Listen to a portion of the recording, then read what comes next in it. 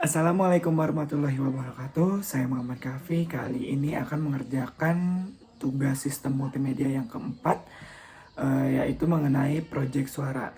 Berikut adalah perintah tugasnya. Rekam dua suara menggunakan perangkat recording sederhana. Satu suara berupa pembicaraan dan yang satunya berupa musik. Koneksikan output dari recorder ke input audio komputer dengan menggunakan penangkapan suara dan peranti editing. Tangkaplah kedua klip dalam 44 kHz 16 bit stereo. Abaikan jika tidak dapat merekam dalam stereo. Tangkap klip sebanyak 3 kali, masing-masing pada level sangat rendah, level menengah, dan level di atas maksimum. Dengarkan ke-6 klip tersebut, catatlah pengamatan Anda mengenai noise dan distorsi. Jalankan ketiga klip dalam efek normalis editor. Sekali lagi dengarkan dan catat observasi Anda. Baik, langsung saja ke proses observasinya. Di sini saya telah menyiapkan dua suara, yang satu berupa percakapan dan yang satu berupa musik. Dikarenakan saya tidak merekam kedua suara tersebut dengan 40 kHz dan 16 bit stereo, maka saya akan mengaturnya secara manual. Pertama, kita klik audio track, lalu pilih red, setelah itu others. Nah, masukkan 44.000. 44.000 Hz ini setara dengan 44 kHz. Oke. Untuk menyeting format 16 bitnya, kita klik audio track lagi. Setelah itu pilih format, lalu pilih 16 bit PCM. Selanjutnya, kita set juga aturan yang tadi pada suara musiknya.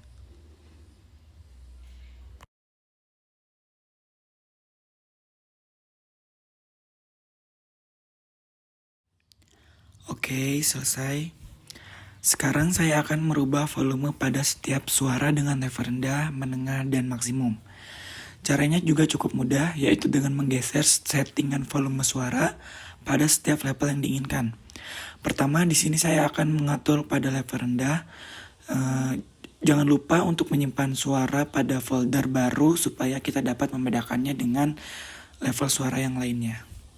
Untuk mengatur suara ke level menengah dan maksimum, kita lakukan hal yang sama, yaitu dengan cara menggeser tingkatan volume pada setiap level yang diinginkan.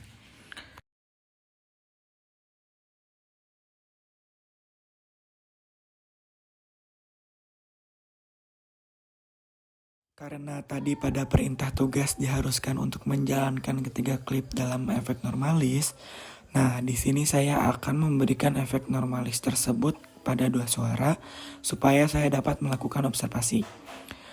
Untuk memberikan efek normalis tersebut, pertama kita klik rekaman suaranya, lalu klik efek pada bagian tools, lalu pilih normalis dan klik OK. Jangan lupa juga untuk menyimpan file suaranya. Setelah semua bahan sudah ada, sekarang saya akan melakukan observasi, yakni dengan cara membandingkan klip suara yang asli dengan suara yang sudah diberikan efek normalis. Di sini kita akan melihat apakah ada noise dan distorsi yang terdapat pada kedua suara klip atau tidak. Menurut website yang saya lansir dari Teknik in the News, noise adalah suatu sinyal gangguan yang bersifat akustik, elektrik, maupun elektronis yang hadir dalam suatu sistem rangkaian listrik atau elektronika dalam bentuk gangguan yang bukan merupakan sinyal yang diinginkan.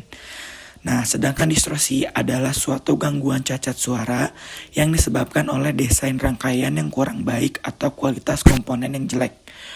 Untuk melihat noise yang terdapat pada klip dari kedua suara tersebut, yaitu dengan cara melihat indikator output yang ada pada software editing audio. Nah, di sini bisa dilihat gelombang klip suara di sini tidak ada. Ini menyatakan bahwa suara yang saya rekam tidak ada noise-nya. Sama halnya dengan noise, untuk mengobservasi distorsi dapat dilakukan dengan dua klip yang berbeda. Untuk distorsi cukup mudah, yaitu dengan cara melihat gelombang yang terpotong pada setiap gelombang atas atau bawah. Dan itu dinamakan distorsi amplitudo. Dan apabila suaranya terdengar berbeda atau tidak mulus, maka itu dinamakan distorsi suara serak. Jadi dapat disimpulkan bahwa pada observasi noise clip yang tidak diberikan efek normalis memiliki suara noise yang lebih besar dengan intensitas yang lebih kecil. Sedangkan pada klip yang diberikan efek normalis, suara yang dihasilkan lebih kecil namun dengan intensitas yang lebih besar. Kenapa demikian? Karena efek normalis memperkuat bagian semua gelombang pada tingkatan yang sama, sehingga memungkinkan untuk mencapai jumlah intensitas komplikasi menghasilkan clipping atau cacat. Dan untuk distorsi terdapat klip yang memiliki gangguan distorsi pada intensitas klip, yaitu klip dengan suara efek dan distorsi amplitudo.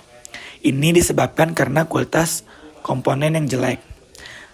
Mungkin sekian observasi yang saya lakukan. Mohon maaf apabila ada kesalahan dan kekurangan dalam menyampaikan hasil observasinya.